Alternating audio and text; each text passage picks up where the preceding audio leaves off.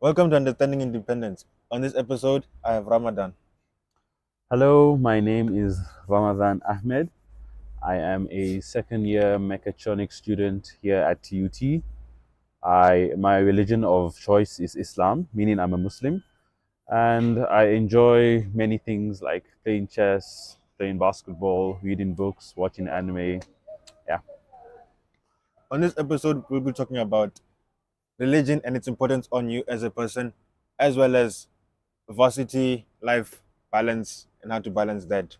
So, Ramadan, my first question to you is what is religion to you and how do you grapple with it as a concept? Or as how do you grapple with it? Well, to start off, I would say that religion to me is a way of life. So I can't live my life without religion being a part of it. So in my case, religion dictates like the nitty gritties of life from the moment I wake up till the moment I go to sleep. So, for example, me being a Muslim, I have to pray 5 times a day. So, when in the early in the morning we pray, then in the afternoon, evening, and at night. Yeah. So in total, it's 5 times. So those are compulsory prayers. So in that way, it teaches me discipline, so that I know I have to plan my time. I have to organize myself. I can't just miss a prayer here and there. Yeah. So in that manner, one, it teaches me discipline. One, it guides me. And how do I grapple with it? Mm, in what way? How do I? What do you mean by how do I grapple with it? Okay, but now it's I think I hear you because for you now it's a way of life. Right. So what does it mean then to be a Muslim to you? Well, if we're looking at it literally, the definition of Muslim in Arabic is someone who submits their will to God. That's the literal definition. So, to submit your will to God is basically to say that there is no God besides God. So you acknowledge that the only like God is the most great. He's the only one. So the association of partners with God is not allowed. So you can't, for example, say, I want to worship the sun, or today I want to worship the moon. That's not allowed. So So like you can't does that mean you can't worship two gods or does that you mean cannot know. what does that If you accept God to be the truth, to be the most powerful, the most high, worshipping something, anything less than that, would be a form of mockery, in a sense. okay. Right. So worshipping of multiple gods, it's definitely not allowed. Yeah. So back to the concept of submitting. Once you submit yourself entirely, um, you start living not for yourself, but for God's purpose. So that's what it means to be a Muslim.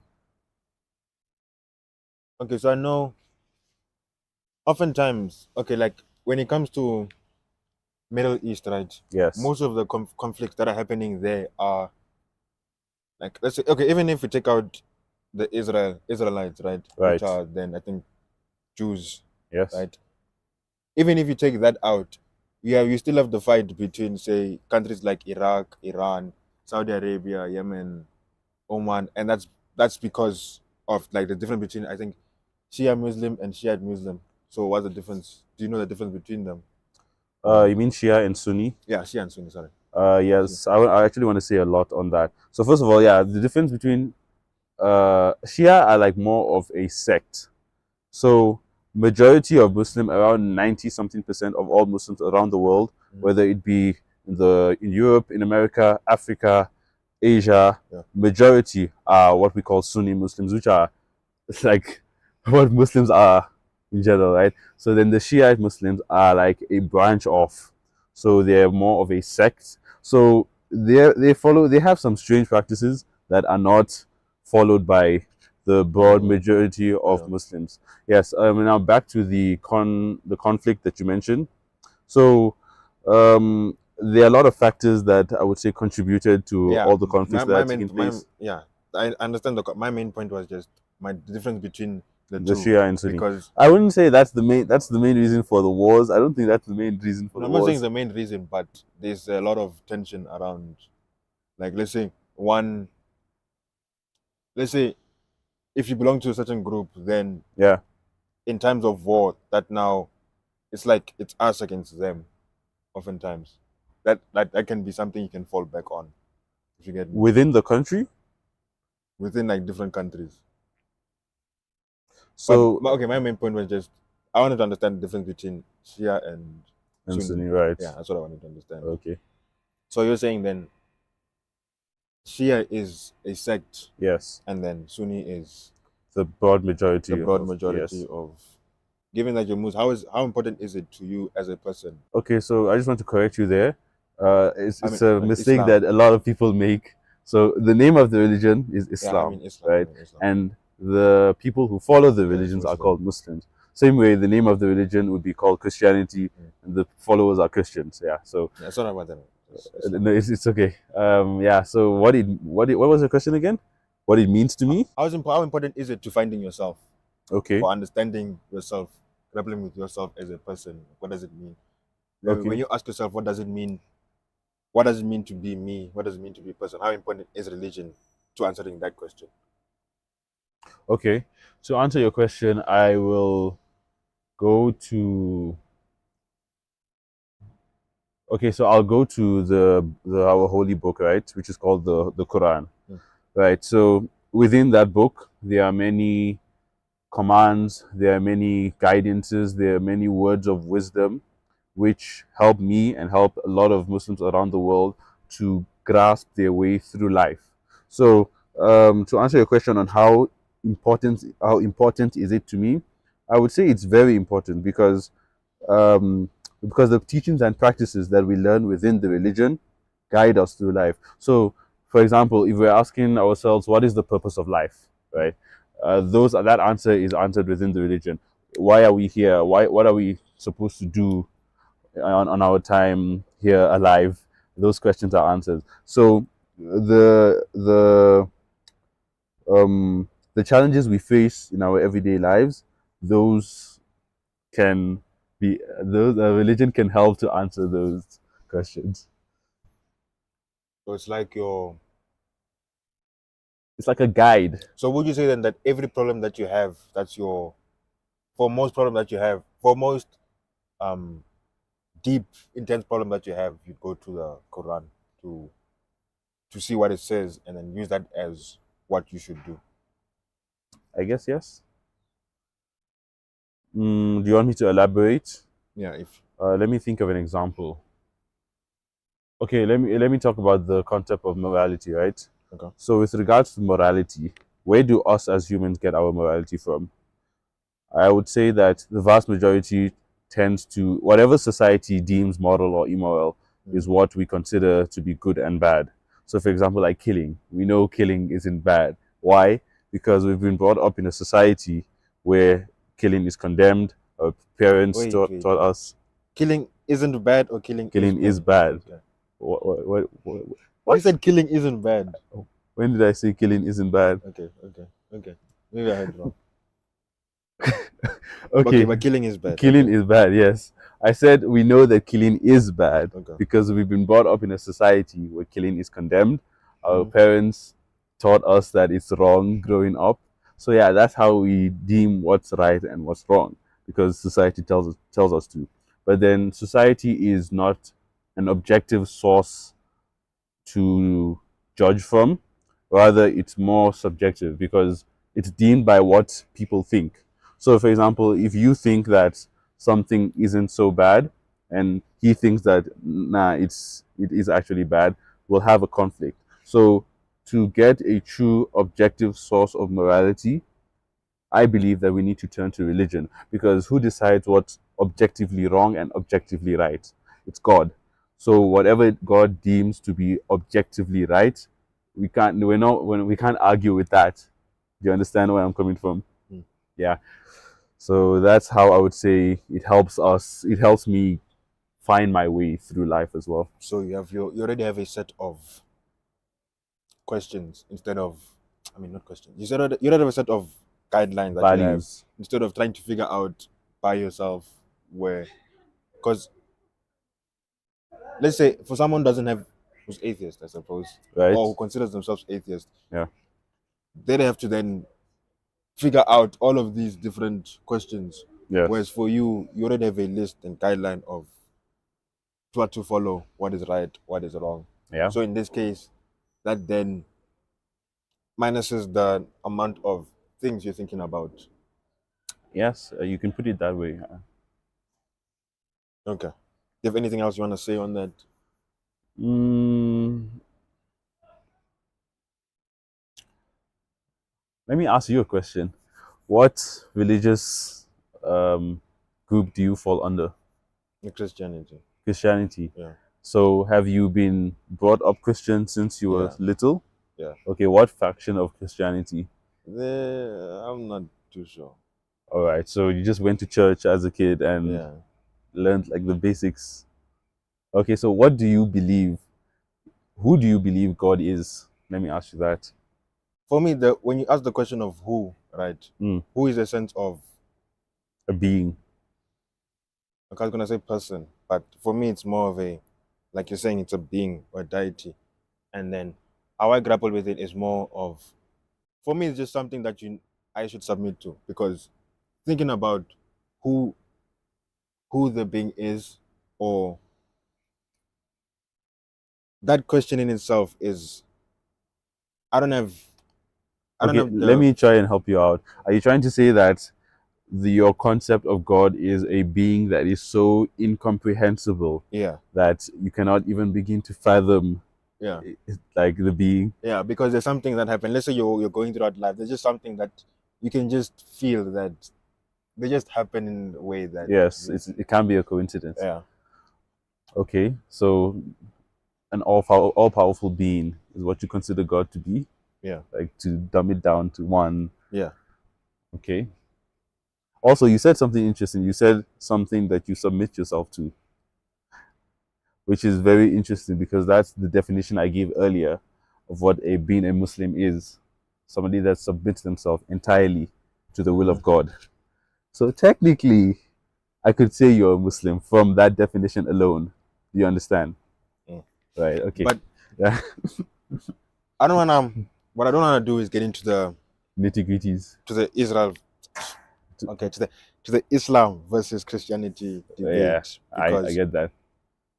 from what I've seen Yeah. and watched, is like Islam, and I've watched a few like podcasts here and there, Yeah. and then most people say, most people can say that, okay, basically Islam and Christianity have the same similar morals and things that you follow, and Hmm. so it's, Are you I don't saying it's know. okay whichever one you choose No, because they're I'm not. similar?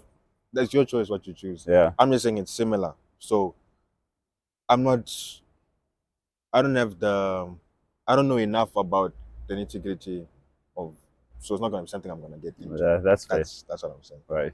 Just that for me it's Christianity, Yeah. and if you're Muslim, that's okay. Right. Why did you choose engineering going into?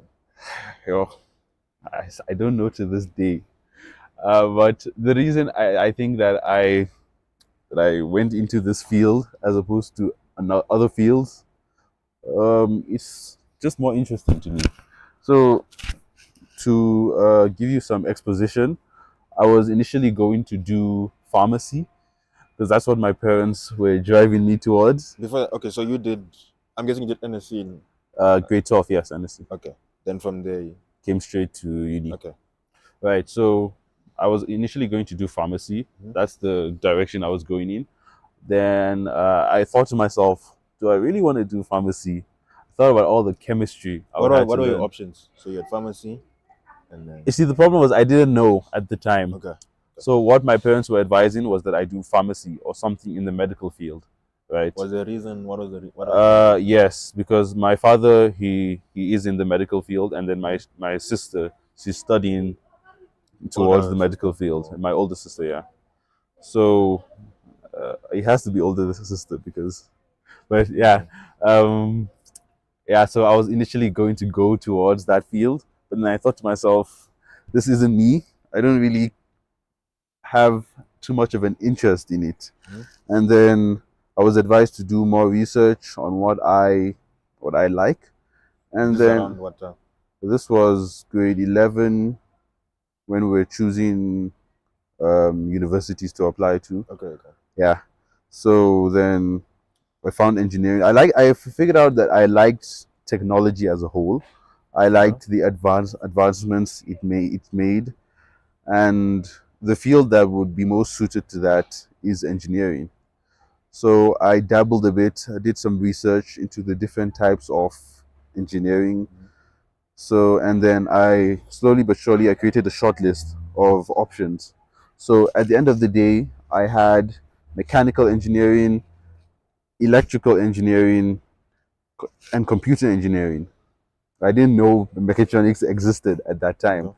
And later on, my father had a call with a um, with a worker here at TUT, and he was discussing my career choice with him, and that worker advised him to tell me to pick mechatronics as it's Yeah, basically a it's a combined. mix between. Yes, it's a mix between electrical, mechanical, computer, etc. So I did some research on it and I found out that this is pretty interesting. I could see myself doing this, and yeah, here I am now. I think I get you because with the reason why I'm not doing mechatronics or mechanical, I like the abstract of that electrical gives you, Mm, whereas I'm not really into mechanical, right.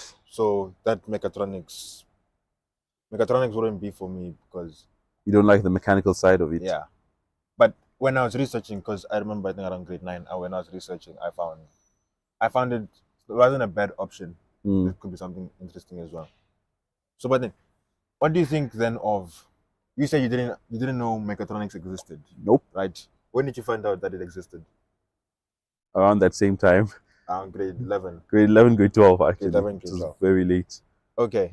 I think on the previous episode, right, I had Nontra on, and she said she didn't know geometrics existed, Interesting. right?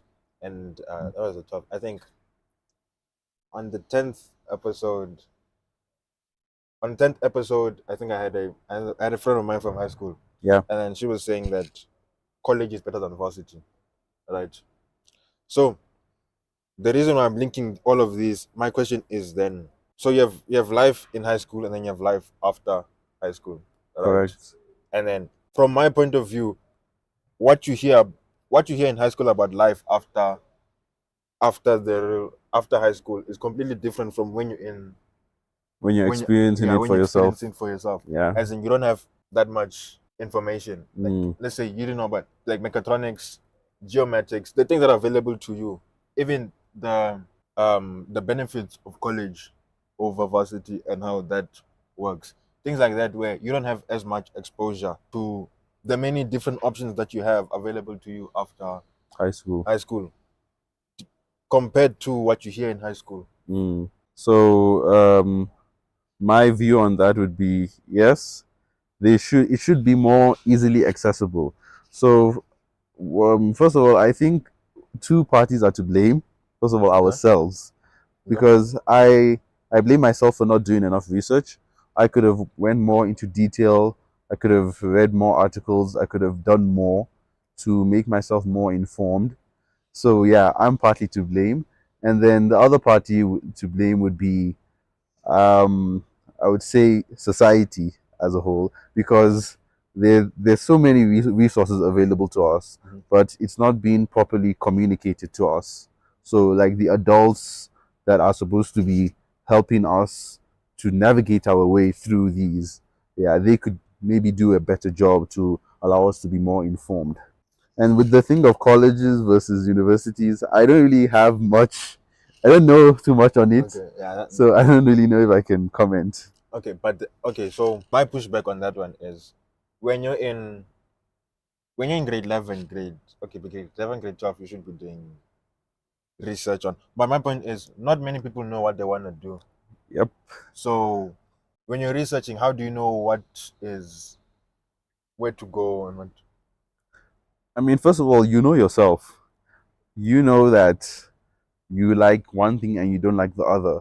So it's not going to be an easy process. It's going to be lengthy.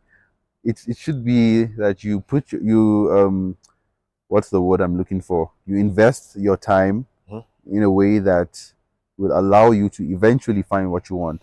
So the way I see it is that it's like a process of elimination.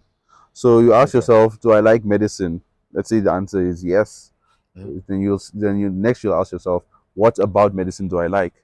Let's say you like the surgery aspects. You want to be working as a surgeon. Okay, Then then like say, that, you brought it, you narrow it down.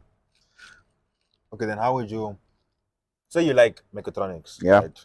How would you go about, say you like mechatronics, you see the many different, let's say in grade 9, grade 10, yeah. right? You like mechatronics, and then you see but then there's like a broad range of it. But Mm. okay, let's say you like mechanical, you like electrical, you like, let's say, something else. How would you go about figuring out then what you want? Let's say what what mechanical is about. How would you go about figuring out what mechanical is about, what electrical is about? Let's just say civil, what civil is about. How would you go about that process? Besides informing yourself, besides doing Yeah, it's like research. like being in the. How would you go about working on it so that you actually get the practical experience and not just like reading what Mm. someone else said? Well, one way that I can think of would be to actually visit a site with those engineers live. So, for example, if you could find your way to like a car shop where a mechanical engineer is busy working on a car, Mhm. you can go and look at what he's doing. Then you can ask yourself, can I see myself doing what he's doing or doing something similar, working with machines, maybe with cars, gears? Is this for me? Then if the answer to that is yes, you can start pushing yourself towards that direction. Same for the other fields. You could maybe find a local electrician or local civil engineer. Like you could, I don't know how to say this, but you can try and job shadow them in a sense, Okay, okay. wherein you try and learn more about what they're doing by viewing them and watching them. Now, second part that you mentioned to blame was society. Yep. What do you think society is? Because I know people will say that society is it's like people in general. Society is we are society. So society is literally everybody that lives here. Okay, or rather, We I form think the society. better question is Yeah. society versus institution. I think what is the what is the difference? What is the similarities? What is the link? How do they inform it? Because I think that's a big player in what we consider society. Society versus institutions, as in higher Society, education institutions. institutions in general. Let's say police. What are the okay? You have police. Let's say, yeah, Education, education. security, Yeah, the institutions that we have available, yeah. and how and its relationship with society, whether that be differences, whether that be similarities, whether one informs the other or this one informs. Okay, so let me try and tackle that.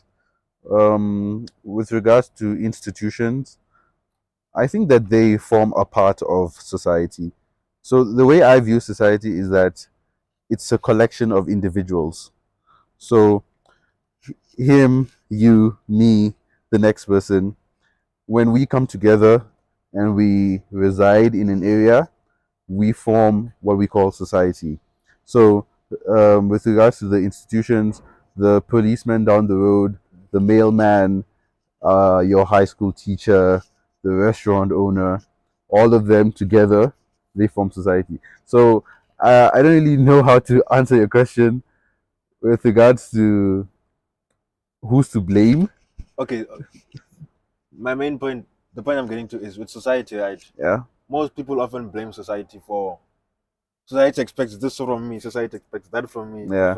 It's like a society as a concept is so malleable that Yeah. even as you use it as a person, Mm, because of how malleable the concept is, mm. when you ask what is society, as every It's as you difficult get, to answer. yeah, Also, I think another thing that plays into that is social media. So social media, in a sense, now forms a part of our society, because with regards to the expectations that you mentioned, yeah, I think a lot of it stems from being online on social media. So let's say you post something, mhm, and the reactions you get will determine whether you believe that it's good or it's bad. So yeah, now social media in our current time plays a role in society. That's just what I wanted to add. I'm still not sure on that one because do you have social media? I do, yes. Okay, so I deleted my the only social media platforms I have, which is it's WhatsApp and YouTube, right? Because I'm on YouTube. Right. But I wouldn't necessarily consider them. I know the social media platforms, but WhatsApp is where you get your messages. So it can be you. It can have the same aspects of, let's say, your Instagram, TikTok, because there is statuses, and but Yes. I try not to view them. Okay.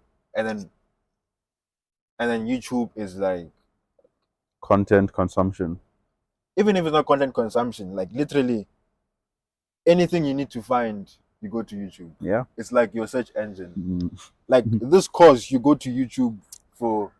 So it's kind Yes, of correct. so It's necessary. yeah. But with social media, right? What I've been off it for, I think, going to the fourth month, third or fourth month, right? And then given that I've been off it, I've realized so with statuses, when you go, since statuses has been the only thing that I've been going and I've been off. Right. So when I go into statuses, it's like now you're going into someone else's life, Mm. right?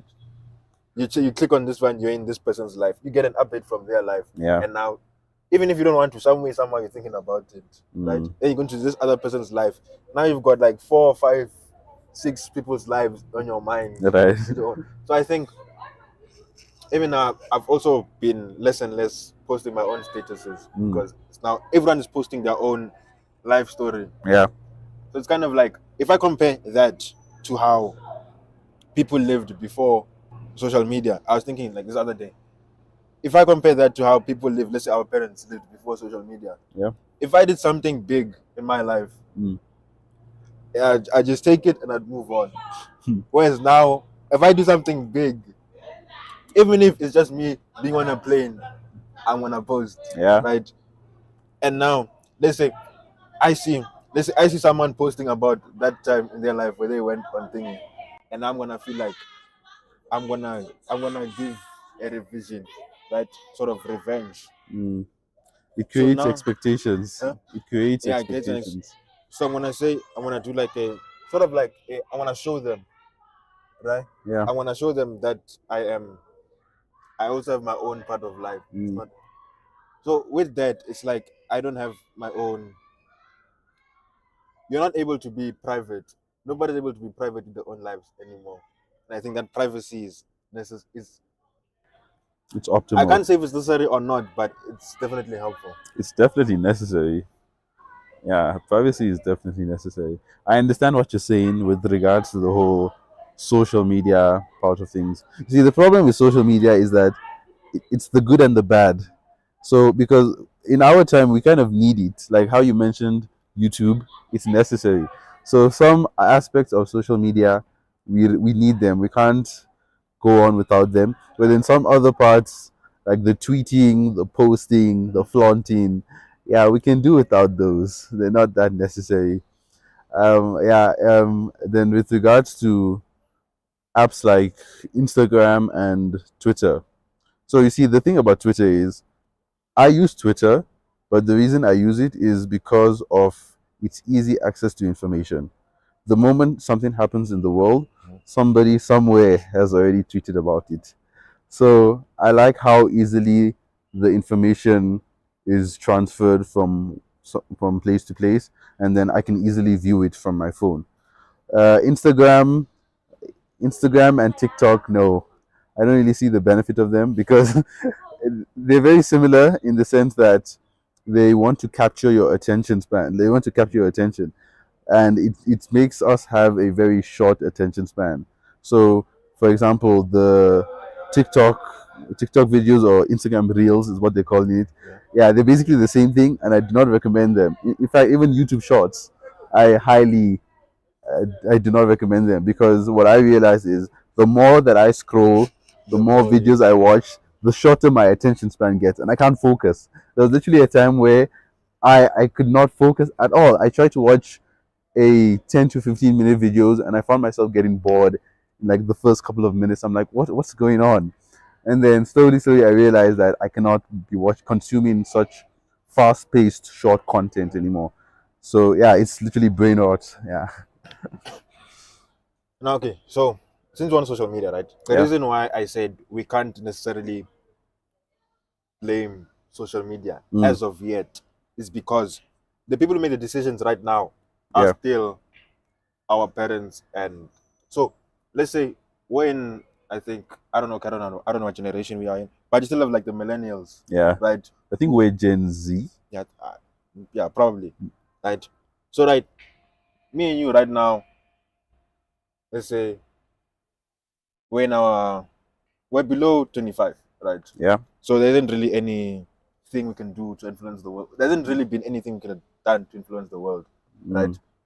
TikTok, IG, YouTube, that happened, Facebook as well, yeah, which you forget about. It's something that happened while we were growing yep, and maturing and figuring out the world. mm, Whereas for our parents, it's like their worldview on my, because most of your worldview is formed through your childhood and your, even though correct. it may change, most of it is formed in your childhood years. Yes. Now, slowly now we're gonna start seeing that effect now, because now we're getting into the older where we're changing things. Whereas our parents, they grew without, Social media.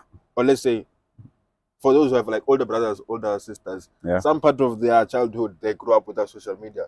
So they still have that quote unquote normal part of growing. right. Whereas now we're transitioning into a place where now we actually see what social media, and that has an effect on people. Mm. Um, to push back a bit, you mentioned the point that we couldn't really have done anything to influence others because we were so young. Because if you look at the world today, there are a lot of young people that have great influences. If you look at influencers such as um, Twitch streamers, Mhm. YouTubers, they started young. They started very young.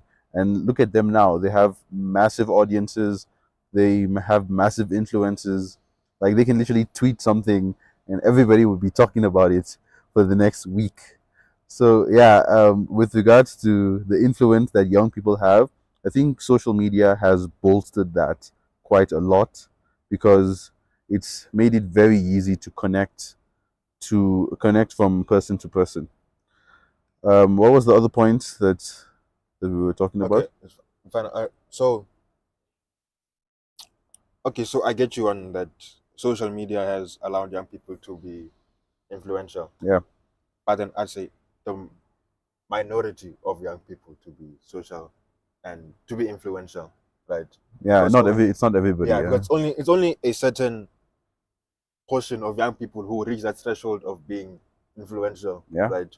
Now, majority of people where work is done, say now in these institutions that we're talking about, like your Mm, education, your, let's say government institutions, yeah. education, and so on. Majority of those people are older, right? Grew Mm, up without, mainly during their childhood years, without social media. yeah. Now, with us, majority of people grew up with social media, going into those important institutions that create, if Mm. you get me now. So is your question, how is our worldview different from theirs? It's not really a question, it's just a observation, I think. Given now that the problem now, it's only now we start seeing, my point is, I suppose it's only now we start seeing the effect of social media, because the people who formed their worldview with social media Yeah, are now growing up, are now older to the point where they're the ones taking over the important. roles in Yeah. society. I get that. I get that. Mm. Yeah, that is true. That is true because we're all growing up now, whether we like Yeah. it or not. And soon enough, we're gonna be adults. We're gonna have jobs. We're gonna have to we're gonna have to bring up the next generation. And yeah, as you mentioned, our worldview is obviously going to be different from our parents and our grandparents who grew up without phones Yeah. and technology. Yeah, so we'll definitely have a different effect on the next generation. Hopefully, it's a good one. Because another thing that you have to factor in is how isolated everyone is. Mm, which is ironic because social media is supposed to make you. Connected. An analogy I like to think about is that social media, you can only have one, right? It's Yeah. either you're close to the people around you or you're close to people far away from you. Mm. And now social media has connected people to people far away from you and then neglected the people around you. Yeah. But now, and then you're gonna come back and say, I feel so lonely, I feel so alone Mm. because you don't know those people. It's very ironic.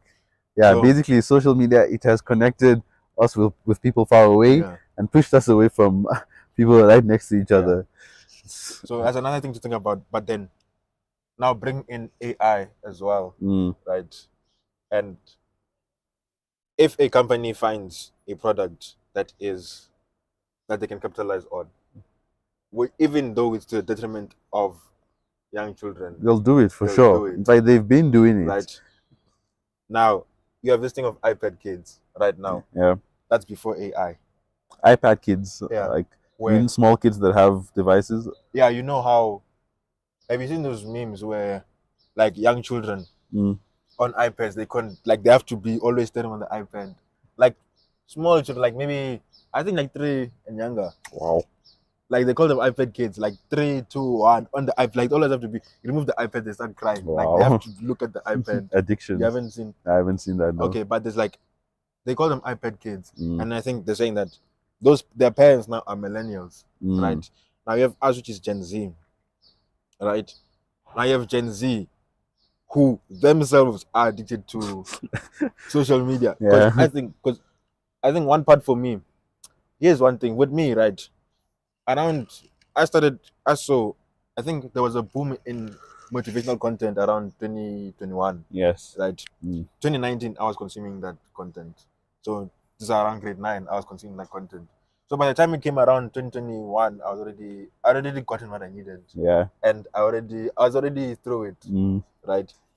So I saw like you have 2021. And then also from there, I didn't want to be as locked in on my phone because I wanted control over my own Body. self. Yeah. So already before the boom, I was already being less and less addicted to the phone. Mm. Which is why even when I did the challenge of not deleting social media, I didn't get affected as much because I wasn't off.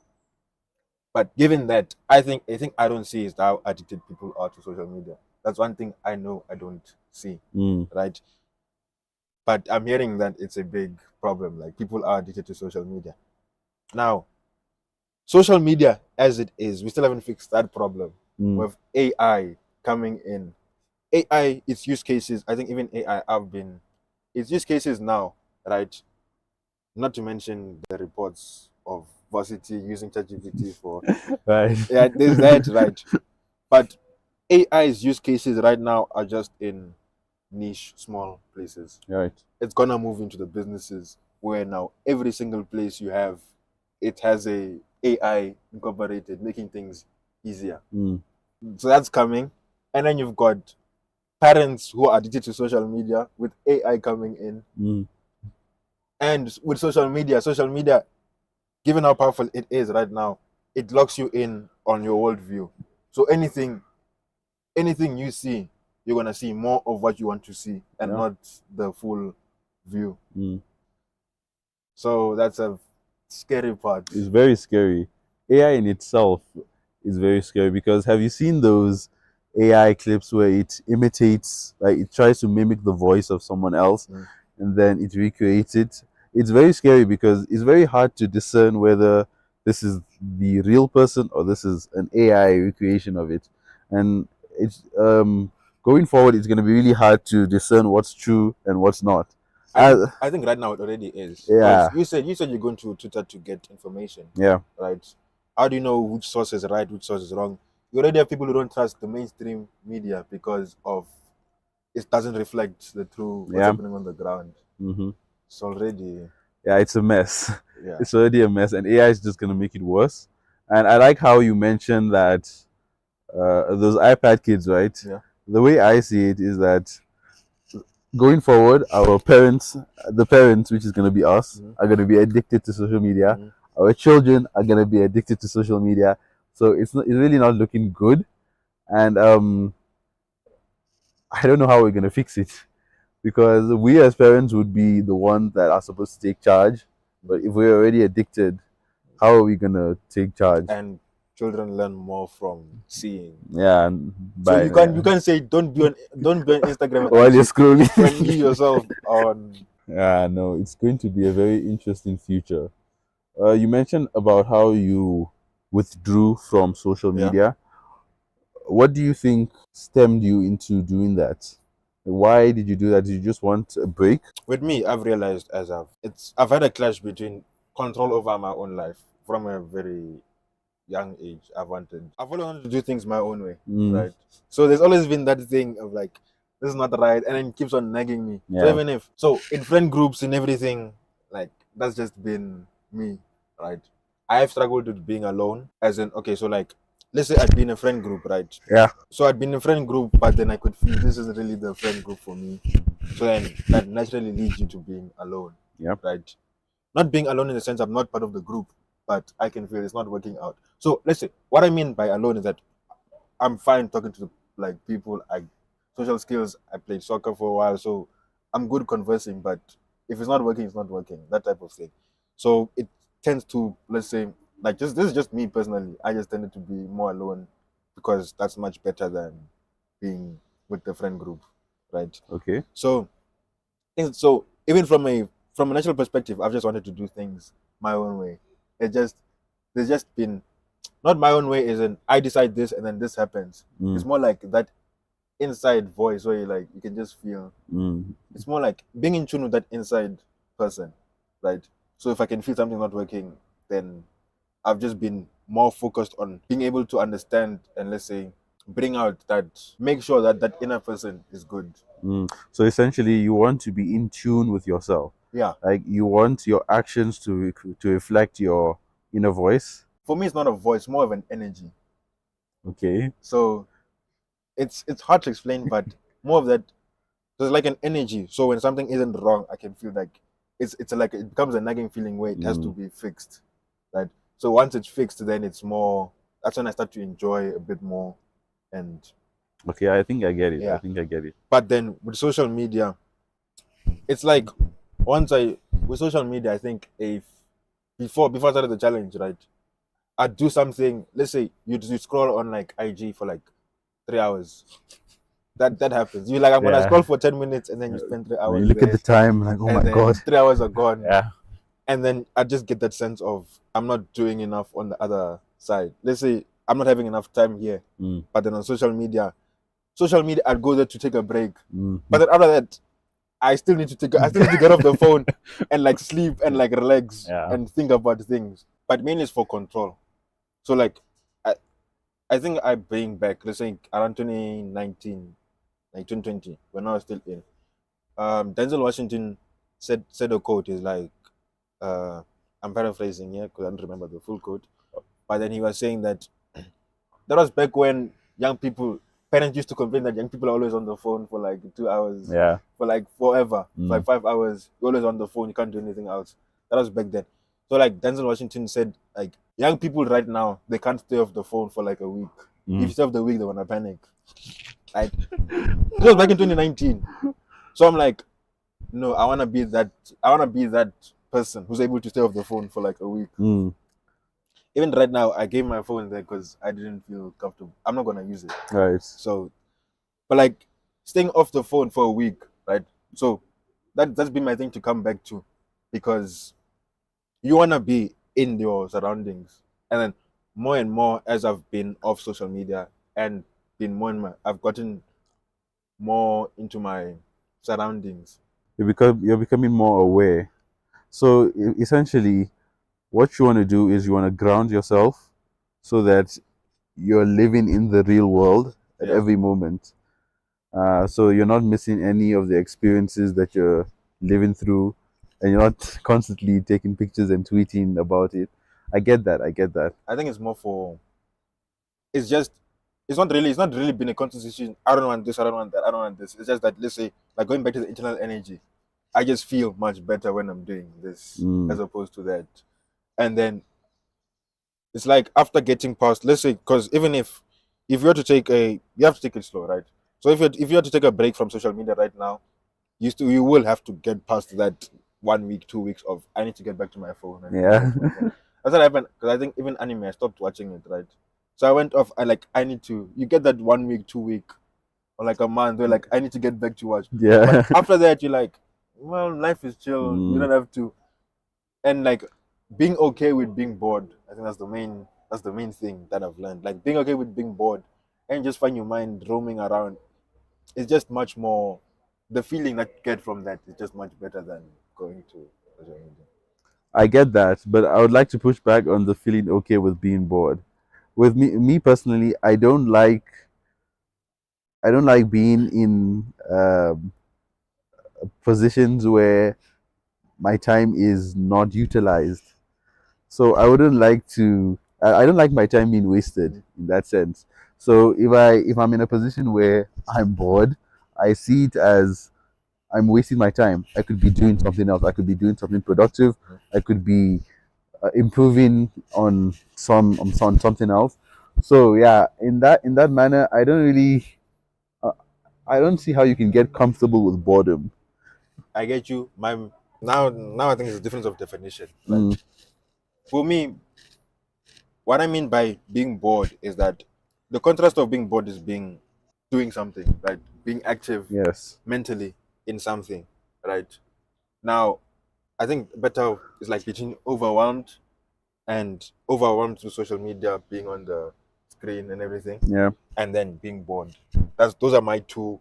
So I'm not talking about you being physically bored, Okay. but by boredom I'm using it as a A contrast lack of to social media. yeah.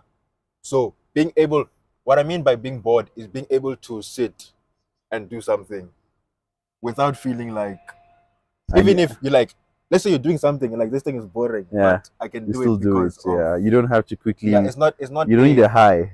it's not. I'm not because now what you're saying that's being idle, where you're being not Yes, that's productive. being idle. That's Yes. being idle. Whereas boredom is you're doing something. I'm not saying it's not fun, but Mm. it's not like It's not as as nice as stimulating as. yeah. That's where now that's what I mean when I say being bored. It's not as stimulating, but then you need that low to get the high, and so that you have a proper balance. Correct. Because but I realize, let's say with social media, overwhelmed, Yeah. you're gonna dip for like. I used to dip for like 2 weeks because I used to be on a high where I'd be doing. There's a time when I started, let's say, these channels and everything. I'd be editing. Editing the schoolwork, Yeah. the social media, there's training. Mm. So now there's no social media, which some ways there's no social media, and I've been able to do work and then relax, and then do work and relax. Mm. So now I'm having those highs and lows that oftentimes you just find the highs and lows maybe aren't as high or low as they were before, Mm. but my main state is just much better. Like my middle ground is just much better. So I see. on a normal, if you compare my normal baseline with like any other person on social media, it's definitely much higher. I'm Mm. much more relaxed, much more patient, much more calm, and that probably makes my decisions much better as well. That is very interesting. So, as a whole, you would recommend withdrawal from social media? Yeah, because another thing is I can say I can say I'm on YouTube, right? But question is, do I need IG and TikTok given that I'm on YouTube? Not really, because it doesn't really make sense as a business. Business wise, it's better to focus on the business decision I've made is that it's better to focus on YouTube first, and then So, once you grow your platform on YouTube, yeah, then maybe in the yeah, that's future you can branch off. yeah. But even if I branch off, I'm probably thinking of getting a social media manager and not me being on it. Because Bro is looking far into the future. yeah, because you need to have for you to be. I need to watch YouTube videos to be on YouTube. Yeah. It just has to. Now, if I'm watching Instagram, that's gonna kill me. So that's why I want to. If I'm going there, I'm going to a social media manager. That's my plan. That's a choice for you, right? But then one thing I read from there's a book by Napoleon Hill, Outwitting the Devil, right? Yeah. That's the name of the book. Now, first chapter he goes and explains that this book is like it's your choice whether you choose to say this is believable or not. Yeah. And then the second chapter, so he starts to talk to the devil, and the devil uncovers his secrets. That's the book, right? Okay. But I'm reading it for the content, and however, anything else that's not me. I'm there for the content.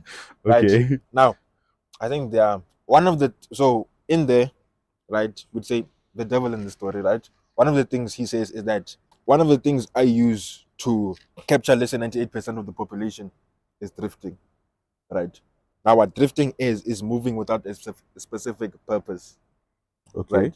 So just doing things for, yeah, drifting is basically moving without a specific purpose. A person who is, so let's say how the devil in the story captures you, like stay is captures you for life is through drifting, right?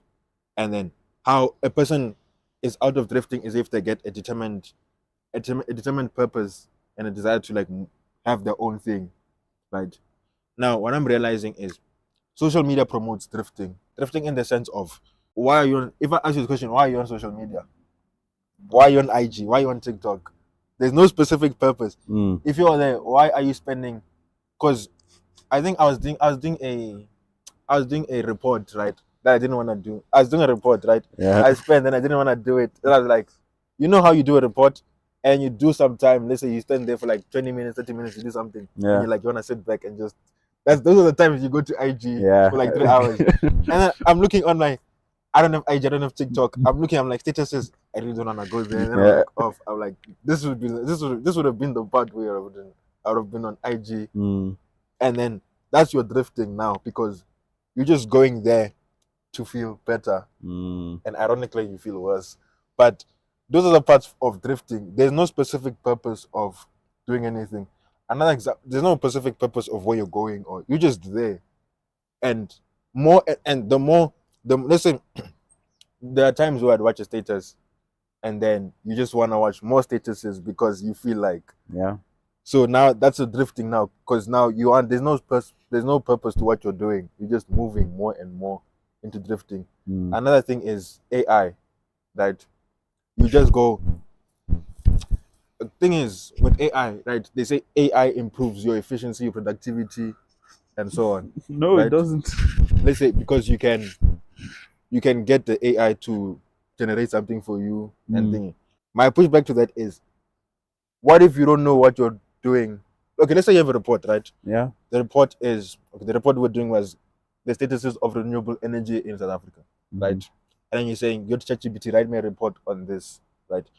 But the better thing I would say in that case would be to because I don't use AI as much, and I don't see it as threatening as perhaps you do because I was there. Let's say when ChatGPT went out 2022, I Mm. was there before. I knew about it before. Okay. And then, so I was in the hype, and then I saw that it's not really as. Then I heard about hallucinations, which is the AI giving you wrong answers. So I was there before that, right? If you were to compare me against someone else, Yeah.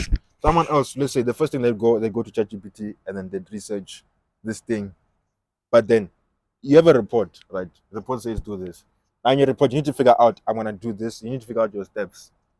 Now you're gonna search on AI, you're gonna get something. You're like, nah, this doesn't fit here. Then Mm. you're gonna figure out what you need to do. And Yeah. now wouldn't it be better if you figured out what you wanted to do then first before Exactly. you search? Now the part of looking for something just because that's why I have something, that's what I'd consider drifting as well.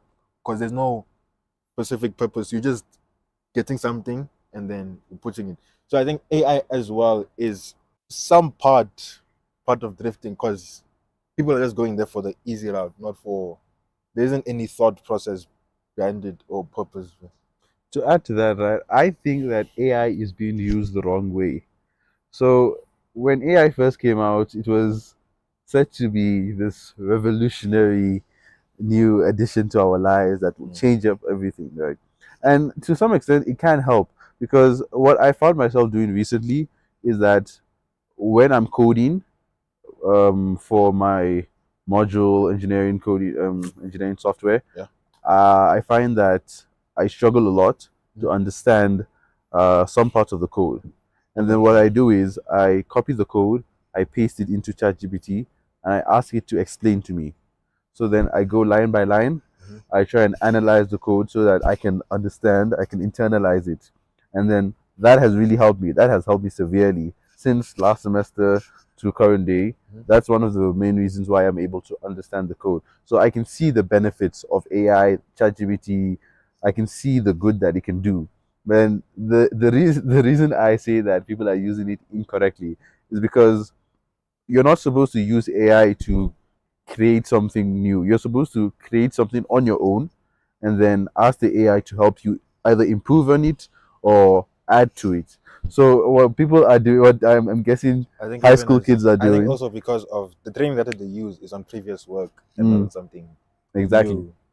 Yeah. So what high school kids are probably doing nowadays is that they'll get an essay or they'll get a report and they'll just copy the title into ChatGPT and be like, write an essay on this or Yeah, write an yeah, essay yeah, on yeah. that. And that's not good at all because first of all, the essay is going to be very generic. You're not going to have any input whatsoever. Mm-hmm. Like if I read the essay, I can tell you for sure you did not Yeah. write this. Especially with how verbose it is, you can just feel it. Yeah, you can tell, and that's really not good at all because it kills creativity, it kills any ingenuity that you can have. It actually dulls your brain, so you stop thinking because Yeah, yeah, AI yeah, will yeah. figure it out. So yeah, in that way, people are using it very incorrectly, and it's a huge detriment to our youth going forward. But what I can say that I like about AI is that it can be really useful. Like if you use it the right way, Mhm. it can be extremely useful. It's extremely intelligent, and how do I put this? The feedback it can give you is very quick. Yeah. So if you need information Now. on, like right now, let's Yeah. say you have a report due, your boss wants it at Yeah, yeah. 8 p.m. You can go and make some research. It can give you some very important information. So if you use it in the right way, then 100% Mm. I stand with AI. But the way that people are using it now, nah, it's a problem. Okay, but you see, I don't think I'd say that's the same thing with that's happening with social media, right? You can say Mm. the same thing about social media, and it's not AI's. It's about now the people and not necessarily the technology. And I think it's important to now also draw conclusion between AI and social media as well, given that they're similar in the way they may not necessarily be the same technologies, but they're similar in the way they affect people and how you use them. So you consider social media and AI to be in the same boat, essentially, with the effect that they have on I us. consider because let's okay, so internet came out around 2000. So if internet, then I see social media. So if internet, then social media. Mm. I consider like the bigger, It's like it's an evolved yeah, it's version the of evolved version. So you have social media, and then you have the evolved version, which is called right. AI. It now, let's say you're doing engineering, right? Yep. One thing I've been sort of struggling with, I'm not struggling with it as much, but then how do you grapple with between? Have you ever thought of working before? I complete my degree. Yeah. Yes, I have. Mm, So, because for me, it's like grappling between learning, let's say, and working. Because now, when you're working, you're making money, and but then when you're learning, especially with the way we're doing it now in varsity, yeah. learning takes most of your time, Yes. and then So, have I ever thought about working while being a student? I have, hmm, but then it's the dream or the thought kind of died away when I thought about it realistically. hmm, Because last year our timetable was horrible. We were here from early in the morning yeah, and sometimes till around 7. yeah, So it would be impossible to have uh, a day job yeah, and fully commit to school at the mm, same time. So and then night jobs would just be hectic. yeah, So yeah, yeah, that yeah, would be yeah, out yeah. of the question. And thinking about that, I kind of dismissed the idea of getting an extra job because I realized that my school work will suffer heavily for it, Mhm. and there's no point in letting your job flourish while Yeah, your yeah. your future career dies. So yeah, that idea went out of my mind. But now that this year I have more time, much Mhm. more time compared to last year, timetable is much better, thank God. I actually got a part-time job Mhm. teaching robotics to primary school children. Okay. So it was one of the courses one of our lecturers were offering us. Yeah. So we went for the training. We after we were trained, we were sent to various Yeah. public schools in Yeah. the area with us with a senior trainer, Mhm. wherein we would teach primary schools like the basics of Yeah. Yeah. robotics. Yeah. So I guess I can say I have some experience with part-time jobs, but I didn't do it for that long. Yeah, but it's very interesting because with a job like that, it was very flexible because Yeah. um, I couldn't really choose the slots I was going for, but I could manage my time in a way that it wouldn't affect my studies. Yeah. Whereas a full-time job, you can't do that. Once your boss calls you in, you're in, and then you have a specified closing time, right? So it would be much more difficult with a full-time job while studying. I don't know how some people manage. I guess necessity forces them to, Mhm. but yeah, it's very interesting. Also, you have to consider how much, like, the income, is it really worth it? Like, if let's say you're not as what's the word, you're not as privileged, and you really need the income, Yeah. then I guess at some point you won't have an option. Yeah. You'd have to start working at some point, right?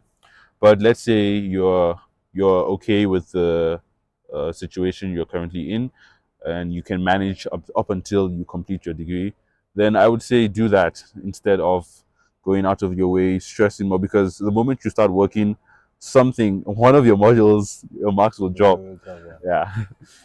Going back to wanting freedom, Mm, right, for myself, the reason why I'm doing like all this social media, all this YouTube and things like that is because at the end of the day, I want freedom for myself, right? To not sure, even if you have a business, you still need to clock in and everything. But mm, thing is, it's my business and I'm the one who chose to do this. And then, yeah. Whereas if I go for a job, not that I have a problem with it, but it's not something I want to do long term, mm. right? Well, firstly, your salary is somewhat Fixed. kept. It's not somewhat it's capped, It's, unless like you put in, unless you get promoted one day. but even with promotion, it's stagnant. Like you Okay. do, so that's that's one thing. And you can't wake up at 10 and say I'm going to work. You have to wake up at like 7 every single day. Yeah, So that's another nice thing about the this. flexibility part of it. Yeah. But for me, it's because I am drawn to wanting that. I want that freedom. So Mm, that's why I'm able to do. Because it's not like not creating your own thing for that freedom is easy. It's not, right? mm. There are the skills you learn in school are completely different from the skills you're using to. So, but it's because I'm wired that way to want something like that. Mm. That I'm pushed to do something like that. Is that the same for you, or you have something different? I don't know if it's exactly the same, but I do resonate with the whole freedom aspect that you were speaking about, because a generic 9 to 5 job does not seem that appealing. So yeah, eventually becoming an entrepreneur is the route I would hopefully want to take. So yeah, obviously I want to pursue my career. I would actually like to further my career Mhm. at some point, maybe masters, for example. But then I also want to, with the skills I've learned along the way, create my own business, like direct my attention to Yeah, something that I believe in, yeah. something I want to do. So yeah, that I completely agree with. But I think a short snippet before we move on for the audience is that what I've realized, because I've picked up projects right from lectures and here and there, Yeah, right? So I've picked up projects and I've realized another thing that you don't hear in you only hear two, you only hear one it's side of the always coin. binary, I Yeah. suppose. Oh, okay. If you listen to the business world, because isn't it? I went 2019. I went to the business world. Philosophy. That's when I started philosophy, like properly. So philosophy, business. If you listen to that world, they're saying that don't go to school, don't do this, don't do that, Mm, right? Unless you're doing STEM, then right, and then. But that's a snippet that I add in. It's not exactly stated that unless you're doing STEM, right. but and then in the school world, don't or varsity world, the thing you hear is about getting a job, and so it's binary. But I think both sides are extreme in a sense, Yeah, that's what I mean. because It's not yeah, there's no like merge. yeah, Whereas it's one or the other, and you it's can not always at the start, sure, you're gonna need to be in and out. Like you are gonna need to follow your time because you're starting. Let's say you're starting a job, yeah, but then after that, then you're free to mix and merge. yeah. What I think is, you know, those online gurus that tell you university is a scam, Yeah, and the educational system is flawed. Yes, it is flawed, Mhm. but I don't think that abandoning education or university is the way to move forward. Because think about it, if we don't have people studying, we won't have doctors, we won't have Yeah. teachers, etc. So yeah, we can't just abandon it entirely. But then at the same time, a 9 to 5 is not for everyone. We can't expect everyone to work at a fixed time in a structured job. Some people want to branch out, some people want to do their own things. So yeah, I think we need both of them, and we need a mix between them. Okay, but okay, because let's say if you were to branch out, right? Mm, Let's say if you're starting your first business, chances are it's gonna fail, probably going to fail, yeah. and I can tell you why it's gonna fail, given that because if you're in academics, right? Yeah, that's what I meant. If you're in academics, sales is condemned generally, right? Mm, Sales and marketing is condemned.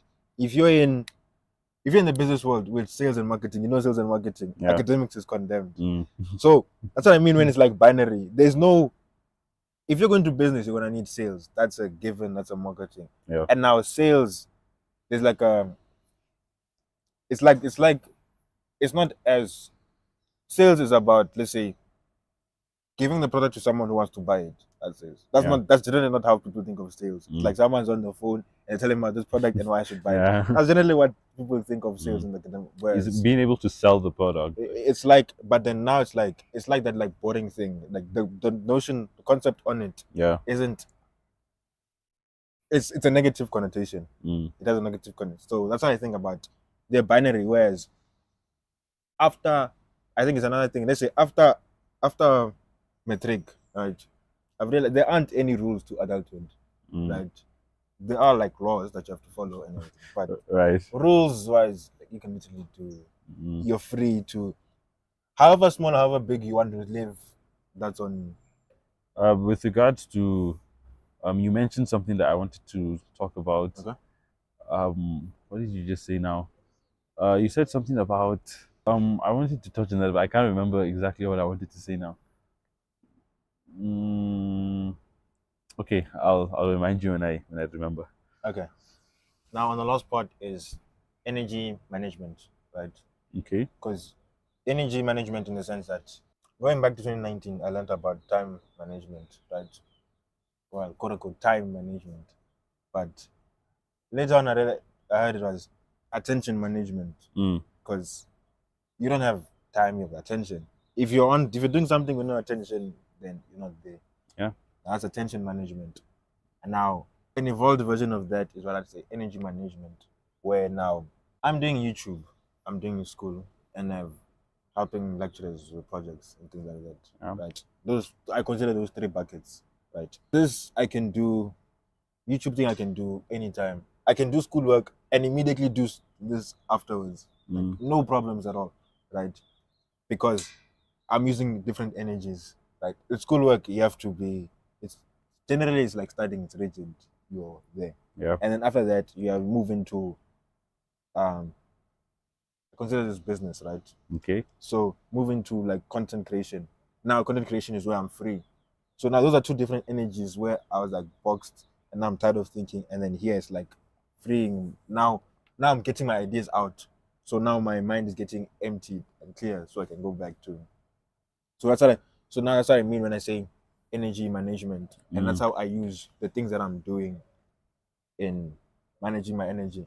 Now you said you're doing varsity and then you have hobbies as well, yeah. right? How do your hobbies help you in managing your energy, or how do they help you in managing your time and making sure that you're able to do your schoolwork, and then when you want to take a you're not burnt out. So when you want to take a break from this, you have a specific hobby that you go to, and then you go back to that. How do you manage it? Okay, with regards to hobbies, I think hobbies can be a source of relaxation, but at the same time they can be a source of distraction. Okay. So, for example, you're doing your schoolwork, right? Mhm. You're doing it, you're studying, you've been going at it for a while, and now you're tired. You want to go and play some basketball, Mhm. for example. So you hop onto the court, you start playing, and before you know it, time has passed. So in that way, you went to go out to get some relaxation, and then you got distracted for a long time.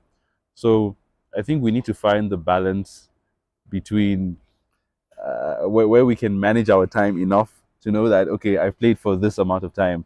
Now I have to get back to work. Mm. Yeah. So in that way, the hobbies do help you. Obviously, they help you relax. Like me personally, um, how do I relax? I don't know. I probably consume some sort of media. Like for Okay. example, I'll go watch some anime, Mhm. or I'll go watch a movie or something, and that way I can let some steam off. And yeah, but then the thing is that it traps you in a way where you'll be like, okay, just one more episode, then I'll go back to studying. And then you click onto the next one, and the cycle repeats itself. That's why I mean that we need to have this discipline when we pursue our hobbies, to so that we can have control over ourselves.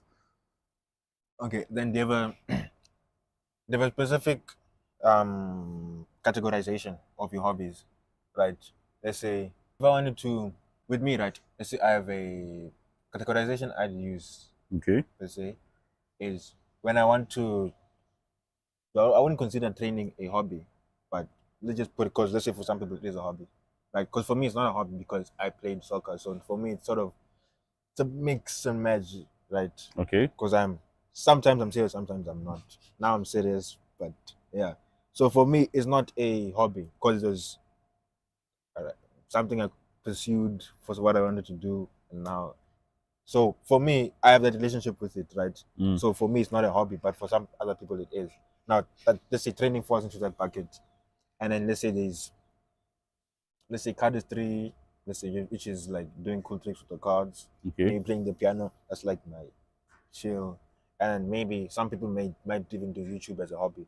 Now YouTube as a hobby, that's like a different categorization of. So they have different categories for your hobbies. Not really. No. I just tend to do whatever I feel like doing at the moment. I don't really categorize it in that manner. But I think Okay, but I don't mean in rigid manner. It's just that when I want something to do to chill, I yeah, go to this. I just pick. This is generally what gives me that energy feel, okay, right? So when I need to move my body, right? yeah, That energy feel is generally gonna put me to the training or gymming. So that I okay, mean, let's say basketball playing for fun, mm, soccer, or that's what I. So let's say this, I'm feeling like I wanna do this. This is the energy that I'm feeling. Then these are the hobbies that I do. right. Yeah, that like that. Still though, I don't Still, have uh I don't have a system like that. okay. That's not how I function. Okay. The way I function is that I'll do whatever my mood feels like doing. Mhm. So if I'm feeling like playing chess, I'll You get play on my chess. phone, open the app, and play chess. It's not that I don't know. It's not that deep for But me. that's not a problem because for me, I've had to be systematized because of the number of projects that I've had. Mm, you Because have to regulate your time. yeah, yeah, it's not like I've just had so many projects that if I wanted to do this, most my projects are now for energy management and not for. I can't, because let's say I want to do this. In the back of my mind, I have to do this. Mm, So I say it's for energy management, so that when I do this, then I know I can do this without having to that thing in the back of my mind that I need to do this. yeah. So that's why mine is systematized the way it is. Okay. But I know most people aren't like that because they have their own system Yeah. and structures. So what's one of the hobbies that it's your go-to? You do it more often. Well, recently I've started boxing.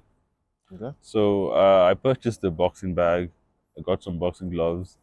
I put them on, and I thought to myself, because I've watched a lot of boxing videos, MMA, Yeah. and from a bystander's point of view, you look at them and you're like, I think I can do that. Doesn't look that difficult, right? Yeah. But then the moment you put on the gloves and you take a strike at the boxing bag, it's a whole different feeling. And I tried sparring with other people Mhm. with moving targets, not just a Yeah. stationary boxing bag. And wow, is it difficult? Like these people really like they're doing a lot. Yeah. Like they make it look easy. That's how good they are. Because you think, okay, no, I just have to throw my fist, but you don't understand how much weight you have that you have to carry. One, like when I throw my fist like this, right? You realize that tension starts to build up, When you're doing And it for a long when time. you're doing it for a long time, you start to feel the weight of your arms and you get fatigued very fast. So the amount of stamina that you need, that you require just for a short period of time, it's a lot. It's a lot. But I found that it's very cathartic, meaning that it allows you to release, or not release, but yeah, it's a stress reliever for me, Okay, yeah. because Yeah. like when you're going at it, you're sweating, you're There's just something about exercising that just yeah, I think feels. it's actually chemical. Like I think some chemicals in your body are, are active. I don't know the exact Yeah. details, but I do know it has something related to biology. So, but then it creates a feel good Yeah. mood around you, and yeah, So of the media you're consuming, which ones do you read books then? I do. Yes. Um, I don't read enough. That's my problem, because I'll start reading a book, Hmm? and What type then of books do you read? so two of my main genres would be fictional and I would say motivational Non-fiction. styles. Like not as in storytelling, but as in Is it non-fiction yeah, non-fiction, as in motivational, advice-driven, books? yeah, those type of books. Like have you heard of Sun Tzu, The Art of War? Okay, And books then like those. the book's name is The Art of War. It's yeah, Yeah, I've read it. you've read it. Yeah, I've read it. Right. Yeah, books like that. So those are the two genres that I usually go to. Either the fictional side, more with more what's the word? Sci-fi Yeah. storytelling, yeah, plot driven, and then you get the other side, which is the I don't know how to put it. Yeah, I get you. When did you start reading? 2019. 2019. My Afrikaans teacher actually got me into reading. I was so reluctant because Mhm. I remember the day we had a free period, and she advised us to go to the library and get a book, and I was like, nah, I'm okay. I don't want to get a book. But then she forced us to, so we went to the library. I picked up a book. She gave me The Hunger Games to read. I don't know if you've Okay, read it, I haven't read it. and I love that book. I read it and I was like, wow. And that was like the first time in a while that I've read Yeah. a book. I wasn't really a book person up until that moment. Yeah, but then after that, I was like, wow, I need to try some more books. And that's what spurred me into it. For me, I don't read as much as I'd like to, but I can't say I don't read enough because my schedule is hectic, Yeah. and I I still get the I still get my mind moving. Mm, So I don't read.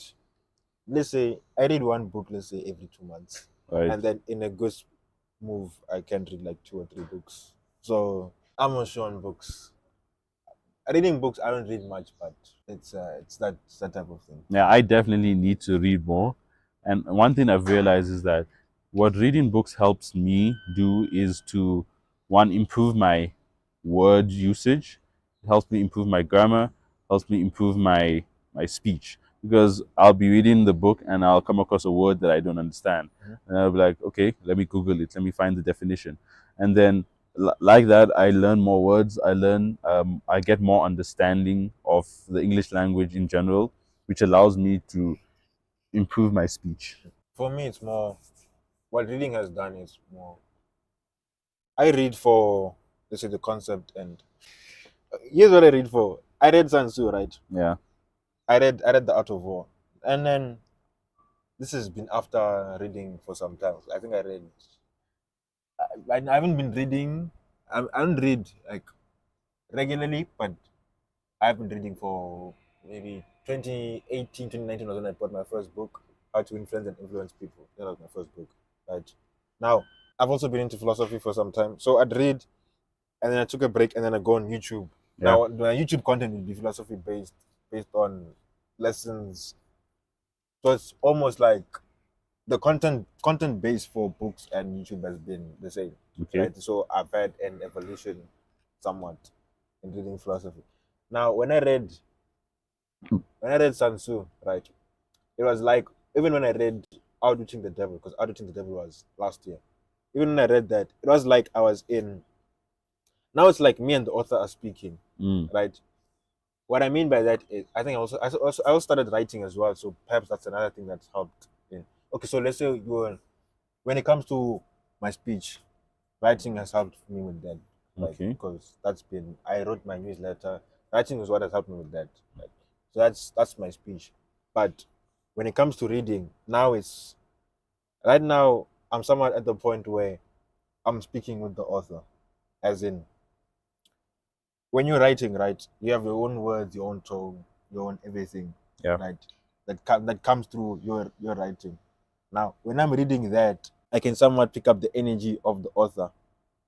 So after let's say reading 5, 6 chapters, I'm into the mind of the author. So Mm. somewhat now it's like we're speaking because now the author is having an effect of my mind, Yeah. and then I'm interacting with The the tone of message. voice and the message and the intent behind the message Mm. as well. So I take it you enjoyed English language poetry Not really, that's not really actually. because that's basically what we're doing with poems. Like we'd analyze the poem, get the intent of the author.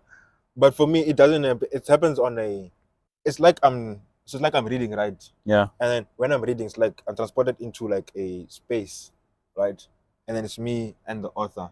Then Mm. we just like it's just me reading the words, right? Yeah. And then in the back of my mind, it's like I'm having a conversation. So now you have like a it's called a mastermind in Napoleon Hill's book, where like when two or more minds meet, you get a like a A space, congregation, yeah, a then that congregation mind of there. So minds. Yeah. it's like that's what like that's it's like Congregation. that happens, and then it's me and the author. So I'm feeling the energy of the author as well as my own energy as it's changing Mm. based on the material that I'm reading. And then that's what's been happening, which I've found to happen, right? Mm. But not I don't really like English. And especially I didn't actually for me my subject was maths, right? Right. And then I got to grade 8 and maths got boring because I was ahead. So when my father did, let's say in grade 8, I've been doing grade 9 content, grade 9, I've been doing Mm. grade 10. So by the time I got to grade 8, term 3, I was bored. I was sitting like, I already knew the things. Nah. The teacher was repeating. Yeah. And that's how I then got into reading about philosophy. And that's how then got into reading that school isn't worthwhile Mm. and everything. That's how it actually started. But by then I had also had like shares. I've been building up. But that's when I went deep into that.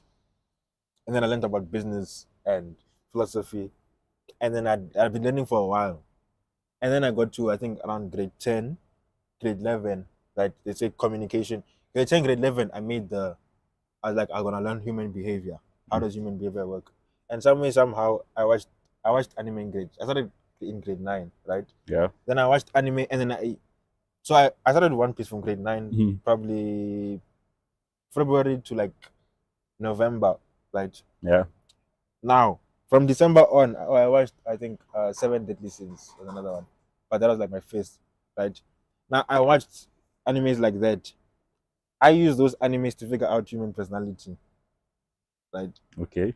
So that's when human behavior. I started understanding human behavior and how that works, and then I heard communication and sales is the best or most important thing in business, as well as businesses function on storytelling, right? Then Mm. I'm like, that means then I'm gonna need to figure out. Remember, I thought that I'm gonna need to figure out how to create proper stories, how to create proper writing. Now, that's how then in English. Then I was like, when we went into essays, I was like, I'm figuring out how to write the best stories, how to write, and that's how I got into English and writing, and it was a relief. And now it's been a process of not because of the subject, but because of myself, not really. So Mm. I was into English, but wasn't really my main subject. Mm. Okay. Okay. That's That's very interesting. You mentioned about how you were good at math. What's very interesting is that I had a very similar experience with math because from a young age, my parents would push Mhm. for me to practice more at home, go ahead. So yeah, in that way, I actually one of my favorite subjects for math was math. I know it's kind of ironic because a lot of people complain like, ah, math is too hard, but it's actually for me, math is the most logical out of all the subjects because there's only there's only okay, not that there's only one way to do it, but we have absolute truths yeah, and yeah. wrong answers. So so Okay. yeah, like 1 plus 1 is equals to 2. We have fundamentals like You that. remind me of I had a teacher. It's like this is not this is not English language when you can have many different answers. Yeah. You can have one, or that's why maths is nice because here you can have one, or you only have like one. There are different ways to do something, but you only have Yeah. one answer. Whereas here is not English where you can have 5, 6, 7 different answers. Mm. And then actually, I kind of got into physics from there because physics, I found it to be a similar experience with math. Mm. Wherein, and then I kind of got a bit into the more sciencey part of Yeah. physics, like the discoveries made by the earlier scientists, Yeah. the mathematicians. I didn't get too deep into it, Mhm. but yeah, I scratched the surface a bit. And then you mentioned about how you learn to like English from the experiences that you were gaining. I wouldn't say like, more appreciate. Appreciate. Yeah, appreciate. Okay. Yeah, I can get that as well because you only. I feel like the reason you didn't like appreciate the English in school was because it wasn't something tailored to your interest. So they were forcing us to do poems and read books that we Yeah, weren't interested most of in. the things you're doing, you're like, why am I Yeah, doing well, this? exactly. Why am I I doing? think that's another annoying thing. It's like, why am I doing this?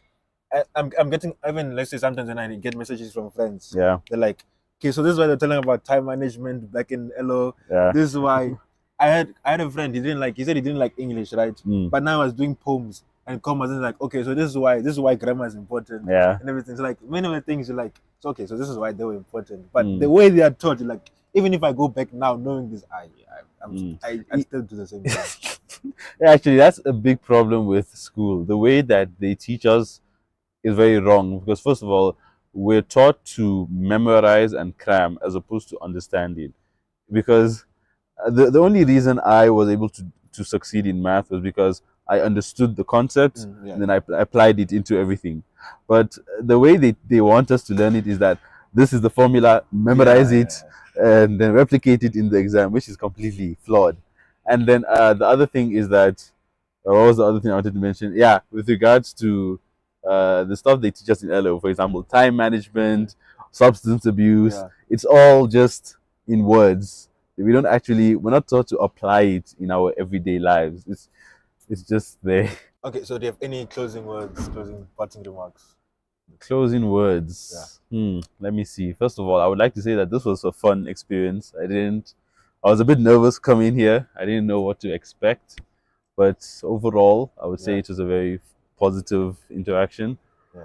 I enjoyed the level at which our conversation was at because what I've noticed with, like, I would say, Okay. everyday people's conversations, it's, I wouldn't say dumbed down, but Not that it's not at a yeah. level where I can appreciate it. I enjoy having more intellectual conversations, and I appreciate this kind of conversation.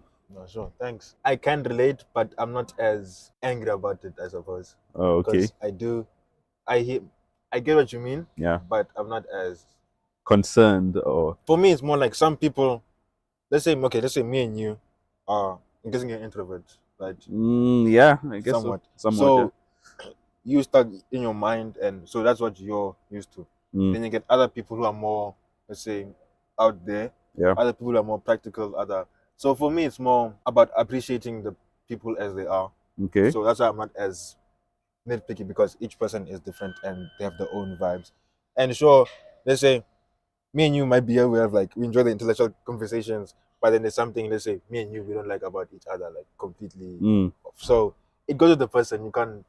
So for Yeah, me, no, I definitely yeah, get that. And also I understand what you're saying because there's always going to be a need to talk about casual things. yeah, I'm not saying that I hate yeah. casual conversations. I enjoy those as well. I'm just like, for me, I've just moved on from there because it is what it is. Yeah. So for some people, they're gonna have enjoy Mm. as. I think we need a mix of both, but in the right proportions. Just like what I think that. But for me, the right proportion is for you to decide. Okay, so you're saying it's different for every person. Yeah.